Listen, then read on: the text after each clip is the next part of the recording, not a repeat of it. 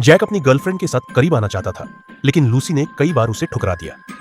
Lucy के हाल के अजीब व्यवहार को देखकर जैक ने चुपचाप जांच करने का फैसला किया। जब लूसी कपड़े बदलने गई, तो जैक ने जल्दी से उसका फोन उठाया और कार्ड रीडर में लगाया। उसने तुरंत उसमें से सारा डेटा निकाल लिया। ऑफिस में जाकर जैक ने लूसी की चैट हिस्ट्री ध्यान से देखी। हालांकि लूसी ने उसे धोखा नहीं दिया था, लेकिन उसकी सबसे अच्छी दोस्त उसे नया बॉयफ्रेंड बनाने के लिए उकसा रही थी। उस दोस्त ने कहा कि जैक उसके लायक नहीं है और एक अमीर आदमी से मिलाने का सुझाव भी दिया। जैक को सबसे ज्यादा यह बात परेशान कर रही थी कि लूसी ने अपनी दोस्त की बातों को साफ साफ मना भी नहीं किया। बेचैन होकर जैक ने काम के बाद लूसी से मिलने का सोचा।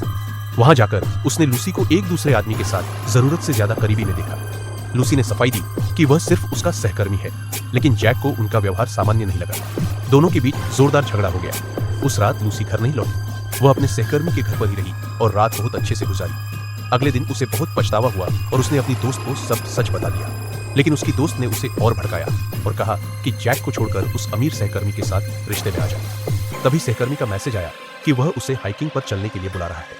लूसी खुद को रोक नहीं पाई और मान गई। दोनों ने आधिकारिक तौर पर डेटिंग शुरू कर दी। लूसी ने यह सच छुपा लिया कि उसका पहले से बॉयफ्रेंड है।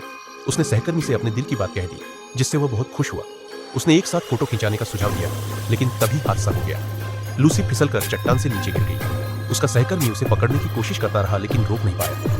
गिरने से लूसी का एक पैर टूट गया। जब वह होश में आई तो उसके पास सिर्फ जैक बैठा था, जो उसकी देखभाल कर रहा था। उस पल उसे गहरा पछतावा हुआ। उसने जैक से माफी मांगी और रोते हुए उससे विनती की कि वह उसे छोड़कर न जाए।